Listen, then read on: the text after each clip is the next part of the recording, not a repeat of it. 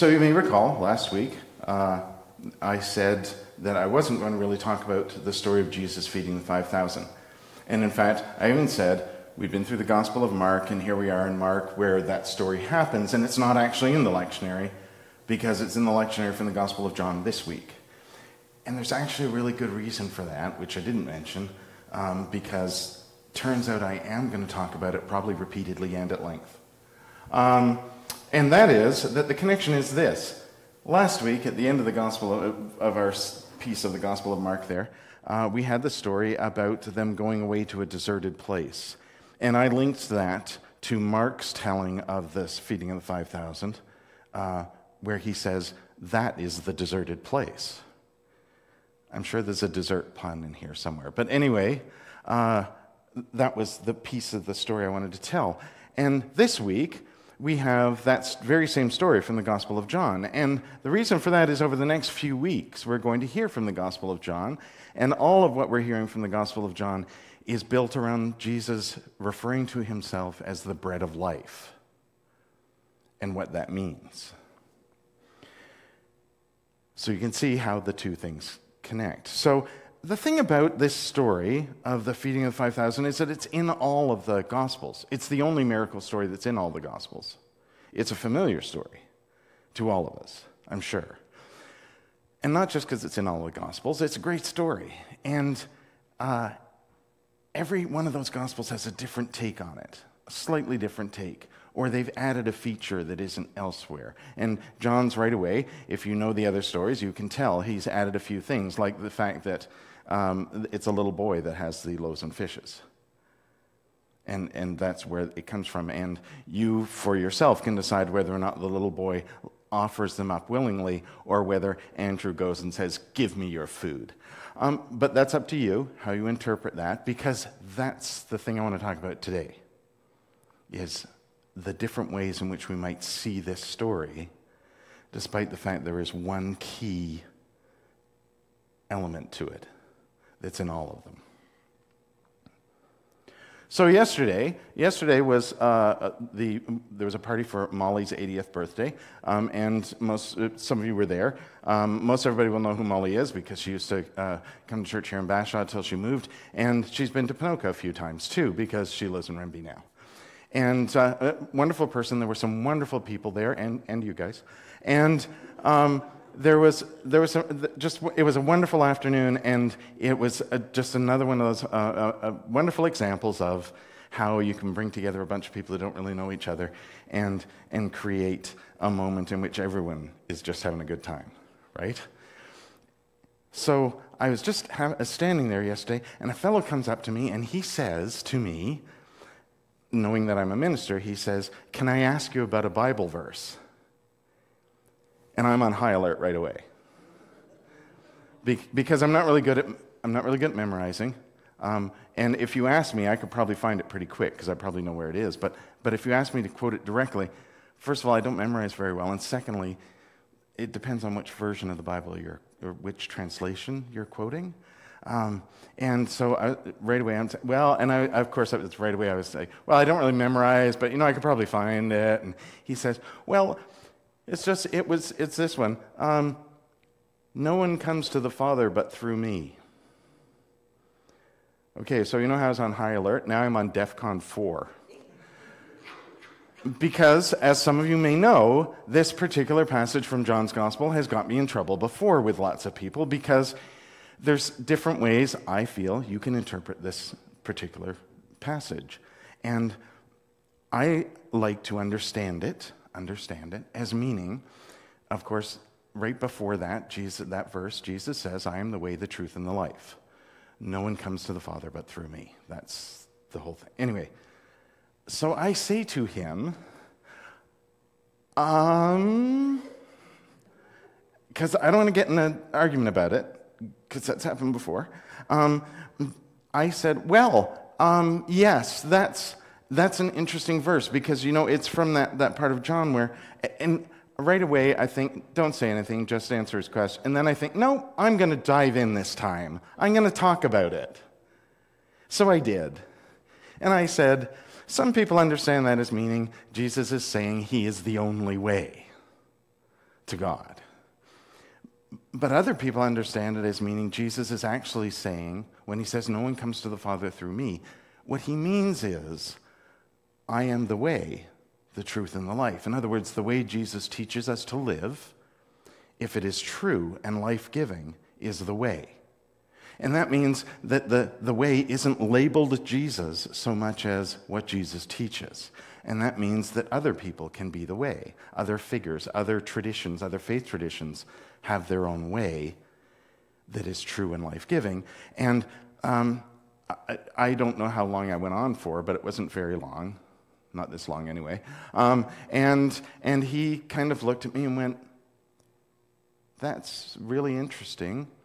I was just wondering, because yesterday I was at another thing with some family, and there was this guy who was trying to get to his dad, and I was in the way, and so I just thought it'd be funny to say, no one comes to the Father but through me. And I said, that's a good one. That's a good one.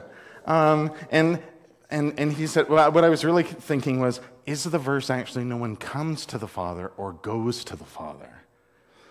And I said, well, it kind of depends on which translation, but I think it comes to the Father. Oh, okay, great, thank you. And he walked away. And I thought, that was actually a really concise way of explaining how people understand that particular, and he was not interested in that. What he was interested in was simply that he had said it correctly because it was funny to say that in that moment. And that got me thinking about how we, if you are someone who believes that the Bible is the literal Word of God, okay, good for you. I disagree. I believe it's the inspired Word, and that's what makes it true. But if you think that the Bible could be understood literally, there are some issues with that. And one of those is context, right? The moment you take that sentence, no one comes to the Father but through me, out of the context of the story, you can use it anywhere. Like, say, if you happen to be standing between a son and his dad, and it means something completely different. It just means, literally, as it happens, you're in the way. But if you put it in its context, you can't do anything but interpret it. So here's number one thing about this story of Jesus feeding the 5,000. Whatever miracle you think it is, and we're going to talk about that in a second, you can't take that miracle out of its context. And that context is a gathering of people who came to hear and see Jesus.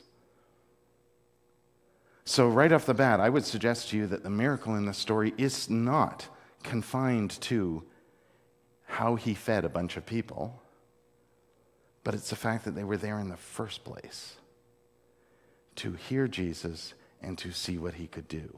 Now, in John doesn't say much about this in his version, but as you look at the other versions in Mark and Matthew and Luke, in fact, the version we heard last week from Mark, Jesus and the disciples were looking for somewhere to go to get away from everybody, and the people followed them and happened to get there, in fact, before Jesus and the disciples. So there was literally no escaping them. And they hung around all day. That's why they were still there. So right away, the context of this story isn't just, oh, look, there's a bunch of people, let's go feed them. They were there for a reason, and that was Jesus. To hear what Jesus had to say and to see what he was doing. So, I think the miracle isn't just confined to the actual piece of the story we usually say is a miracle. I think it's that the people were there in the first place. And that's important to remember because that's also connected to what happened when they went away. Which, again, doesn't really say. But let's think about that for a minute. So, the people are there. Jesus says we should feed these people. And here's sort of the fundamentals of the story that's common to all the Gospels. We should feed the people. The disciples say, how are you going to do that, Jesus? Well, you're going to do it. No, wait a minute. There's a big crowd. How are we going to do that? Well, what have we got? Well, we've got some loaves and some fishes. Well, give me the loaves and fishes. And then Jesus blesses them, and he gives them to everybody, and suddenly everyone can feed on what was there. So, and there's leftovers, by the way, right? 12 baskets of leftovers. It doesn't matter whether you think the miracle is that Jesus took 5 loaves and fishes and with the power of the Son of God fed the crowd with those loaves and fishes. They just magically kept having stuff to give people. So much so that there was some left over. Or you think the miracle is that Jesus went, well, this is all we've got. Let's see if we can share it. And as he did that, people were so inspired by that act of sharing that they found they had some things that maybe they could share too. So that maybe at the end of the day, those leftovers weren't just loaves and fishes. It was maybe some bread that somebody had, or some fruit, or some nuts and berries and meat and whatever it was that they happened to have. That's a miracle too. So first of all, that first one, that's a miracle of the power of God. And that's absolutely fine. Absolutely. The power of God. The thing about this second version, though, is that there's more than the power of God at work here. There's you and me, right? The people are involved in that. And that's a cool thing about Jesus' miracles. With the possible exception of the stilling the storm, although that was also for the benefit of the disciples, all of Jesus' miracles involve contact with people. They involve relationship with people. Why would this one be any different? So I like that telling of the story where Jesus inspired people to share and create community, right? I love that. So you can imagine how surprised I was as I was reading through various resources and texts and blogs and things to find that some people think that's simply explaining it away. In fact, there was one person in particular who not only thinks that's just explaining it away, that in fact, Jesus probably, if you think that's a good interpretation of it, what you're suggesting is that Jesus guilted people into finding food. Right? I've got something to share. Who's got stuff to share? No one's got stuff to share. Oh, wow, I've got stuff to share. Do you feel guilty yet? Should you share? I'm giving you everything. Do you feel guilty? If you think about this for just a minute, though, because, in fact, there's a little bit of that in the whole Jesus as a sacrifice story, isn't there? Jesus gave everything. What are you giving? And by the way, let's have the offering now. I need a plane. Again. Yes. But you see how easy, and at first I was really mad at the person who'd written that, and then I thought, no, actually it's pretty easy to slip into that, isn't it? It's pretty easy to slip into, this is what I am giving, what are you giving? It is. I think that's actually a reprehensible way of telling this story, but it's possible to slip into that. Jesus doesn't guilt anybody. And to suggest that that's even a possibility is ridiculous. However, it is entirely possible that Jesus inspired people to want to share. It is absolutely possible. In fact, how incredible a miracle is that? That many people were inspired to share by one selfless act of sharing. I think that's a miracle. I also think that's even more of a miracle than simply Jesus going, there's people here, I shall feed them. Shazam, here's food. Because that miracle, the sharing miracle of people being inspired to share, connects to the fact that they were there in the first place. And that's what I mean by this moment isn't just the miracle. If you'd been there, say, even for a few hours, let alone in some tellings of this story, all day, listening to Jesus and watching Jesus heal people, Would you feel bored and tired and ready to go, or are you feeling inspired? Are you feeling inspired by Jesus' message? Because if you are, won't you then be inspired to share the food as well as the message?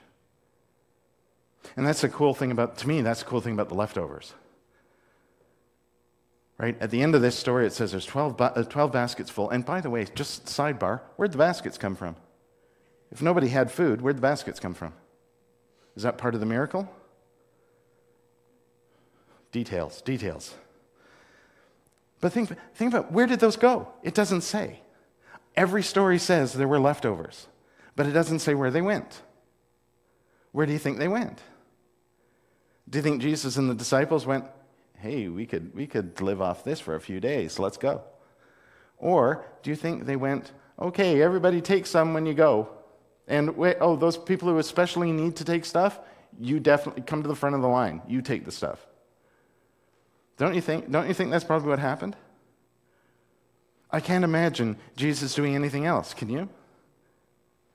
If he just inspired a moment of incredible mass sharing, don't you think he would also then inspire people to say, look, there's leftovers. Who needs it? That's where it should go. Whenever I think about the story that way, it reminds me of potluck lunches at church or potluck dinners. You know, especially if it follows an event where people came to it perhaps not even knowing that they needed to bring something, but they can still stay and share because it's potluck, right? There's always enough. In fact, there's always so much that there's almost always stuff left over. Where does it go? Well, sometimes it goes home in the bowl that it came, right? Or the dish that it came in, and it goes home with the person who had it. Sometimes it goes to whoever needs it, or whoever will take it. If there's leftover jellied salad, I can tell you right now, I'm not taking it. It gets shared again, is the point. And I think that's an important piece of this story that we sometimes don't spend enough time on. If you were there all day with Jesus, and then Jesus says, let's share some food, and everyone not only shares what Jesus had, but suddenly finds that they've got things to share, that so much so that there's stuff left over at the end of the day, that's got to go somewhere. So maybe it's going away with people who go and share it with somebody else, and maybe they sit down and go, hey, I've got some food. Let me tell you where it came from. And they tell them about spending all day with Jesus and what Jesus did and what Jesus said. And I know sometimes I joke about it to the point where people actually get annoyed that I joke about this because it's true. But we're almost notorious. We're famous. Let's say famous, not notorious. Famous for if we have something at the church, we have food. It's kind of a United Church thing even. Well, it's not even a United Church thing. There are other traditions, right? Lutheran potlucks, right? There are other denominations that do this too. Why? Because we have community around food. You can't not. If you're sitting across the table from somebody, sooner or later there's going to be some kind of conversation, right? It's a community building activity. There are actually, you might have seen this in the news too, there are churches, there's one in New York in particular. It's a church, but the way they meet is literally in a diner, and they have food. They have a meal. That's the thing that they do. And then they talk, and then somebody talks about a scripture story or something, and then they have more talk. And that actually goes back to the earliest days of the church. I wonder if this story isn't part of what inspired that. Because not just food is being shared here, and that's the best part of the miracle. What's being shared here is more than food. What goes away from this moment is more than food. It's no wonder that Jesus as the bread of life is such an important metaphor. We are fed spiritually as much as we are fed physically when we gather like that. And it's not just, and that's why potluck versus prepared supper is so often a better thing. It's because everybody brings something. And those who can't are still part of it. That's the best part. And there's always enough. There's always too much, even, that we then share it. So we gather around food, but we share more than food. That's the beauty of sharing. So from my perspective, to say that the miracle here is that Jesus inspired sharing, that is a way more significant miracle to me than Jesus went, be fed, and everyone instantly had food. Please don't let go of that, because that is a miracle that displays the power of Jesus. But don't you think the inspiring of 5,000 people is also displaying a miracle, which is the power of Jesus?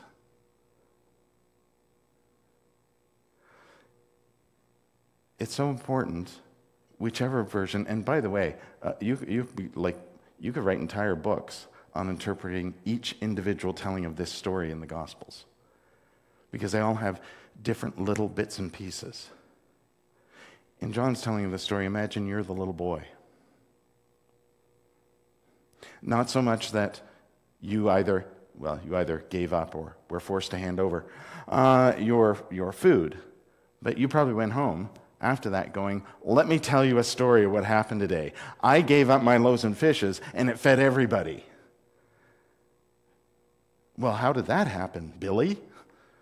Jesus did it. How did Jesus do that? Well, let me tell you a story. There are certainly different ways that you can look at this story in each of the Gospels. There are different avenues into it. But the miracle here is that we are part of that story. You are part of it right now. That's one of the most important things. Do you remember, and you probably still might hear this, but there are people who are quite insistent that they're not going to go to church because, those people who go to church on Sunday morning, they go to church on Sunday morning, and then they, the way they act the rest of the week, it's not like they even go to church. You've probably heard that. Why do you think people say that? It's not because people who go to church are bad people. It isn't.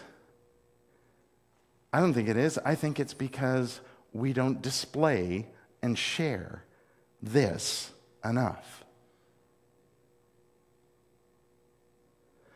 I think that crowd of people went away from that day sharing not just food, but a story.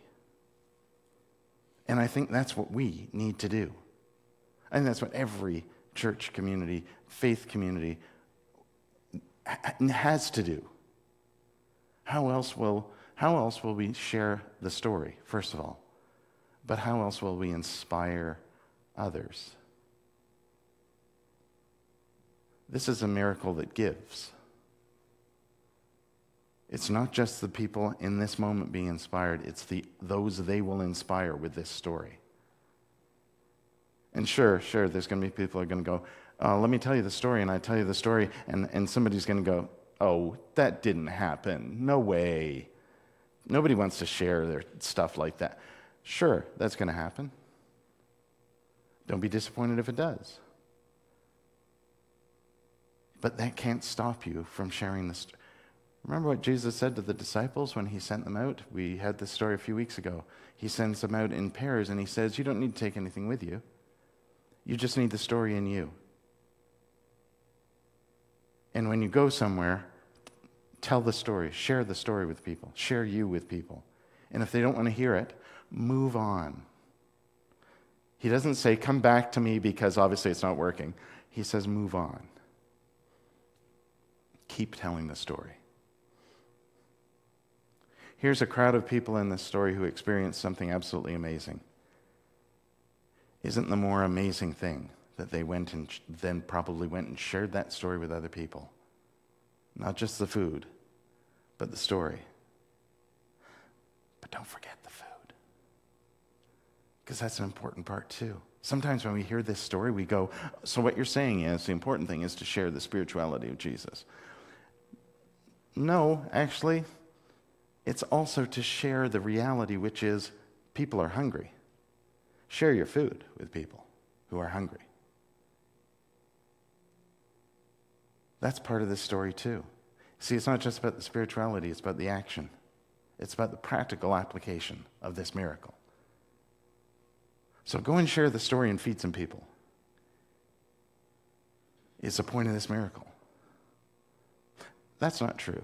The point of this miracle is they did.